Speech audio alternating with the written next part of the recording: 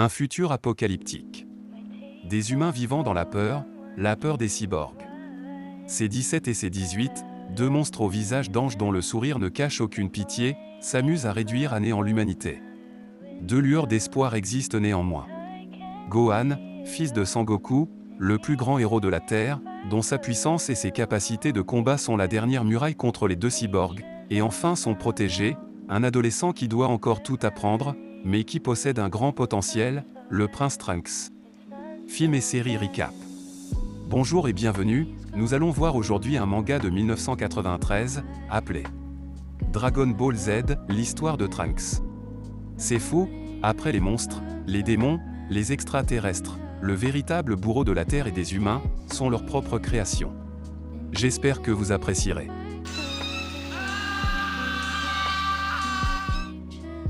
L'histoire commence dans les montagnes isolées.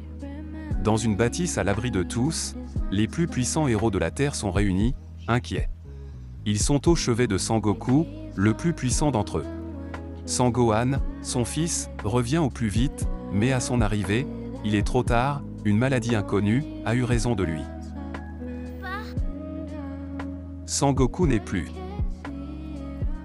Où j'en étais allé? Nos amis n'ont malheureusement pas le temps de faire le deuil.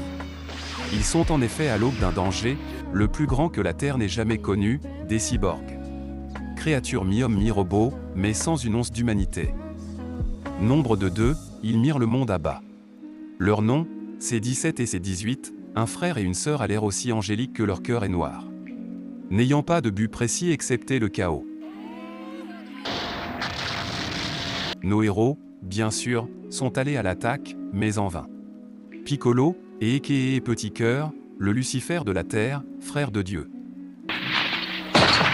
Vaincu, d'un seul coup.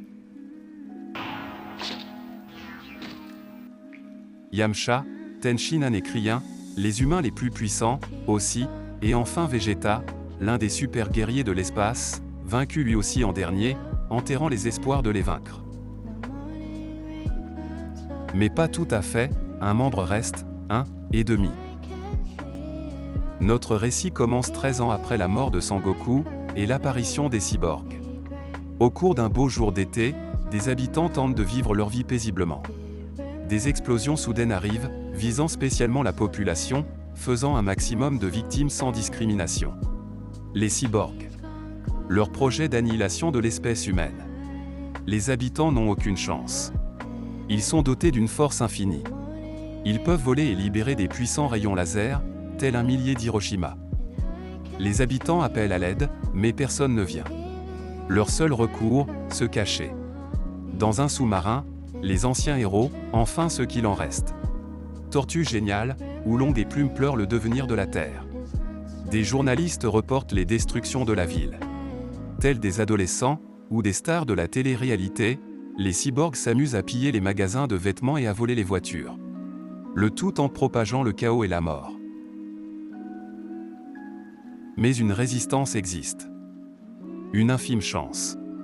De ceux qui restent de l'équipe des héros, Bulma, scientifique de génie et première amie de Goku. Les années ont pris leur dû sur elle, mais pas sur son génie. Elle reste l'ingénieur capable des plus grandes créations. À elle s'ajoute son fils, Trunks. Bébé à la mort de Goku, il ne l'a jamais connu mais connaît son histoire et ses aventures, racontées par sa mère. Il est à peine sorti de l'enfance, mais a leur cœur pur et le courage des plus grands héros.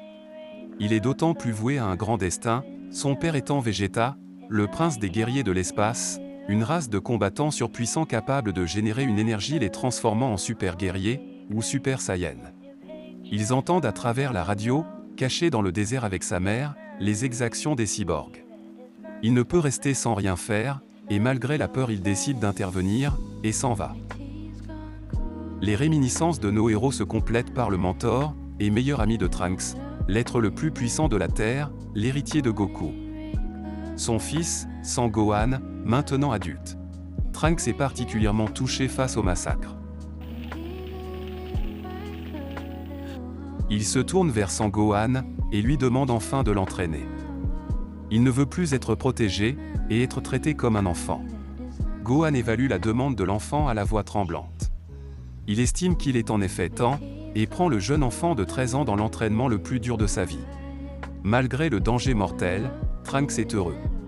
Mais c'est mal connaître Bulma, la doyenne demande à Gohan durant le dîner s'il peut commencer à entraîner Trunks. Les grands esprits se rencontrent. Commence l'entraînement de Trunks. Gohan, lui-même entraîné par Piccolo, son père spirituel,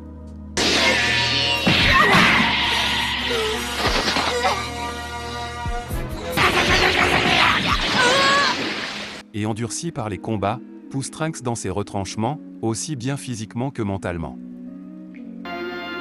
Son but, débloquer le Super Saiyan en lui.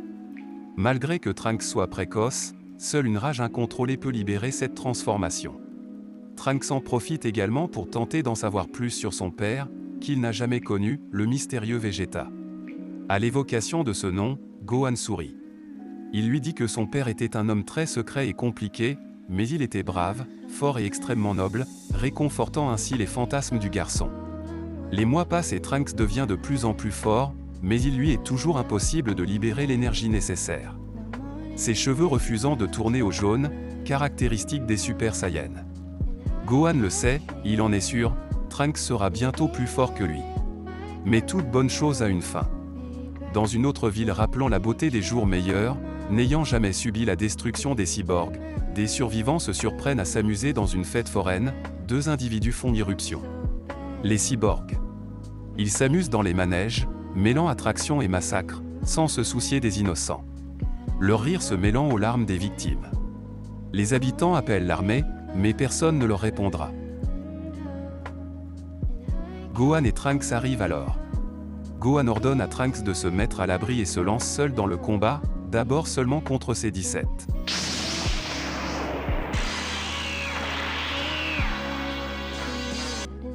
D'abord, il semble prendre le dessus, mais rapidement la tendance s'inverse. Ces 18 s'ajoutent au combat. Face aux deux, Gohan se fatigue. Le point fort des cyborgs, leur énergie illimitée. Ils ne font qu'une bouchée de lui.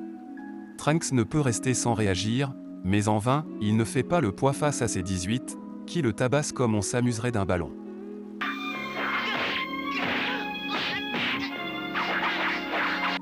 Il arrive néanmoins à avoir un coup sur la cyborg, la faisant exploser de rage.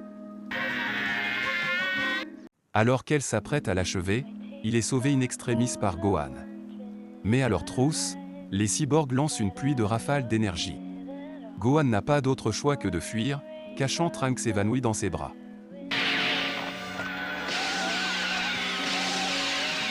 Malgré le danger, il tient bon. Alors qu'il arrive à leur échapper, ces 18 relâchent une vague d'énergie dévastatrice. Lorsque la fumée s'évapore, la ville si douce n'est plus qu'un désert. À la fin du cauchemar, les cyborgs avec leurs esprits d'adolescents s'ennuient et abandonnent leurs recherches. Dans les débris, après leur départ, on retrouve Gohan, blessé. Son bras a été arraché. Il s'empare de son dernier haricot magique, capable de guérir toutes les blessures, mais préfère l'utiliser sur Trunks. Chez Bulma, un projet sur lequel elle travaille depuis plus de 10 ans est sur le point de voir le jour. Un projet qui devrait les sauver tous, lorsqu'elle est interrompue. C'est Trunks, portant Gohan sur son dos, au seuil de la mort, et avec un bras en moins. Malgré le danger, elle n'est pas en colère contre Trunks et Gohan, de s'être précipité affronter les cyborgs, y reconnaissant Goku, et surtout le père de Trunks, Vegeta. Elle lui raconte alors son projet qu'elle est sur le point de terminer. Les plans d'une machine à remonter le temps. Leur plan de secours, s'ils n'arrivent pas à vaincre les cyborgs. L'entraînement reprend. Chaque jour, Trunks se rapproche un peu plus de son potentiel de super guerrier. Mais à la dernière étape, il échoue.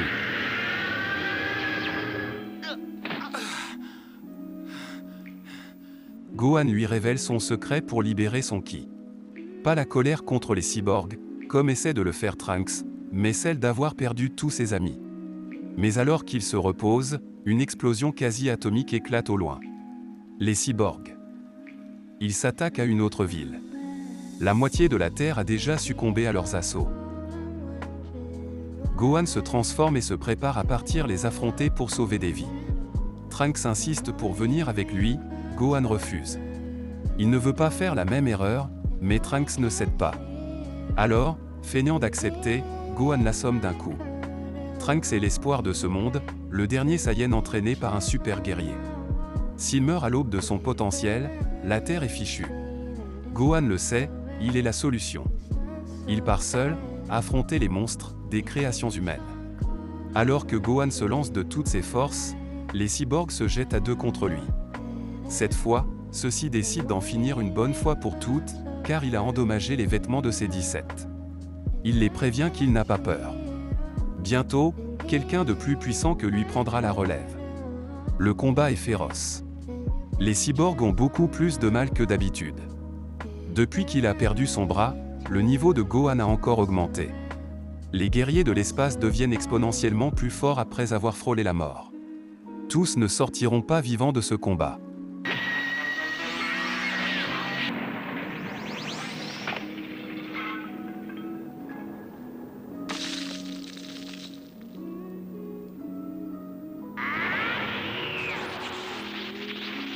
Utilisant leur capacité au maximum, les cyborgs travaillent en parfaite coordination. Ils encerclent Gohan et le bombardent sans répit, lui laissant aucune issue. Une dernière explosion surgit.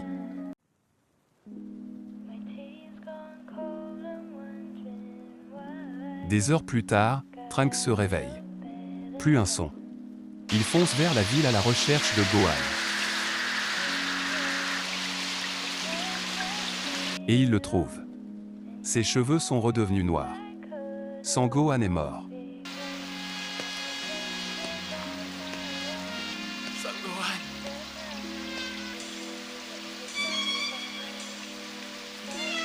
Il hurle son nom, mais c'est fini. Là, dans ses cris de douleur et ses pleurs, sous la pluie, un flash d'énergie émerge de lui. Ses cheveux violets tournent au doré, le doré des Super Saiyans. Il a trouvé son encre de rage. La mort de son seul ami. Son frère. 3 ans plus tard, on retrouve Trunks, devenu bien plus fort que jamais. Bulma, elle, a fini la machine à remonter le temps. Trunks, du haut de ses 15 ans, pense que celle-ci est inutile, il se sent prêt à enterrer les cyborgs. Sa mère lui dit d'être prudent. Elle ne le croit pas aussi puissant que Gohan, comme il le croit. Mais soudain, un flash info passe à la radio, un nouveau massacre. Armé de l'épée de son défunt ami Tapion, il se lance sans réfléchir pour enfin venger Gohan. Mais il aurait dû écouter sa mère. Même s'il est devenu plus fort, les cyborgs ne font qu'une bouchée de lui. Ses coups ne font que les effleurer, alors que, à pleine puissance, s'amusent avec lui.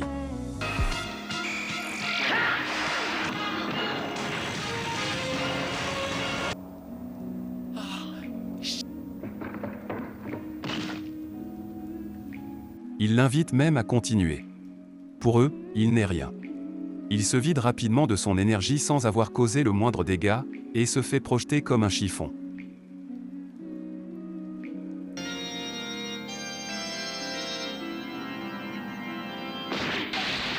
Son seul recours, fuir.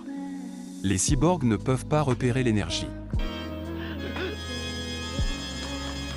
Mais il le retrouve. Trunks comprend son erreur. Il va mourir.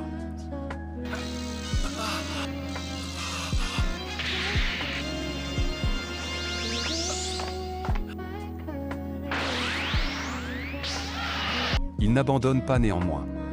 À leurs pieds, ils leur demandent pourquoi ils font tout ça. Ils répondent que le docteur Gero les a créés pour cette raison. Tuer Goku et exterminer les êtres humains qui les dégoûtent. Dans un dernier souffle, Trunks se lance à main nue contre eux. Mais pour eux, il est aussi fort qu'une feuille. Ils s'amusent à décider qui le tuera. Se passant son corps comme une balle. Les cyborgs finissent par faire exploser toute la région. 5 jours plus tard, Trunks se réveille. Il est à l'hôpital, à son chevet, Bulma. Il a survécu par miracle, et il lui faudra des années pour guérir. Il accepte enfin de tester la machine à remonter le temps.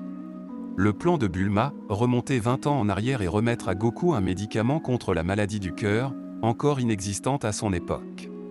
Elle a foi en lui, Goku, qui avait en plus de sa grande force la capacité d'apporter la foi aux gens autour de lui.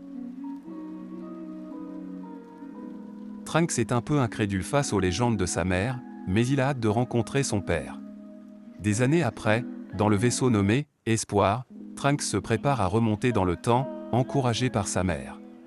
Son vaisseau finit par disparaître dans le ciel, pour une autre époque. Le film se finit sur les accomplissements de Trunks à son arrivée dans le présent. Mais ce Goku suffira-t-il à affronter des monstres comme les cyborgs? Fin. J'ai adoré faire cette vidéo.